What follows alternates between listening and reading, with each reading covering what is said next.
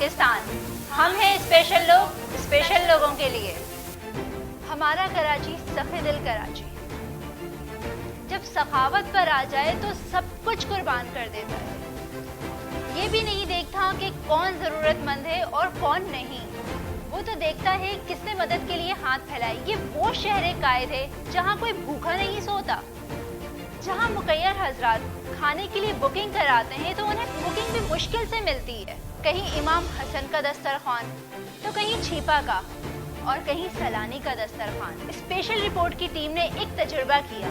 Special report की एक team member जिनका ताल्लुक ब्यूरोक्रेट फैमिली से है, यानी ताहिरा यूसुफ। इन्होंने जब फकीरनी का भेस बदला तो कई मनाजिर सामने आए। कहीं दिल कांप गए तो कहीं दिल से दुआएं निकली और बेसाख्ता मुंह से निकला, जिंदाबाद कराची, जिंदाबाद ए पासबाने कराची। तो सुनते हैं ताहिरा यूसुफ की ज़बानी।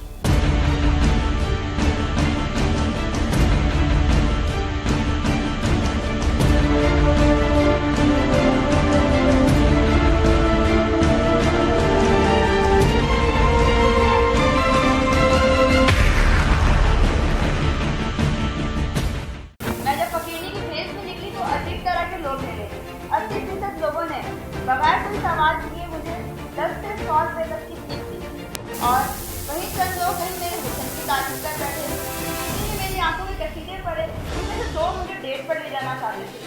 तो मैंने ये सीखा कि भीख मांगना बिल्कुल ऐसे ही है जैसे कि कॉल पर अपना जिस्म बेच रही है। तो मैंने 30 मिनट में 780 रुपए कमाए। अब हम स्पेशल रिपोर्ट की यास्मीन और सना से पूछेंगे, इन्होंने सारे फोन पर आपने जब भीख मांगी तो क्या हुआ। हमने जब देखा लोग हमसे जान छुड़ाकर जा रहे हैं और कोई भीख नहीं दे रहा तो एक ख्याल हमारे दिमाग में आया। फुटपाथ पे बैठा एक फकीर था।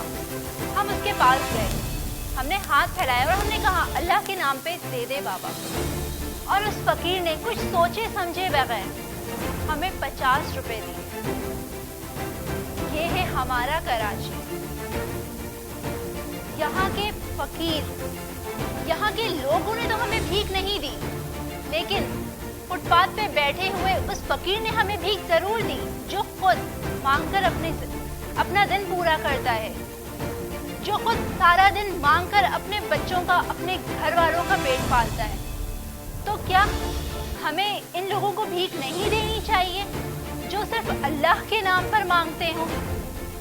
ये है हमारा कराची।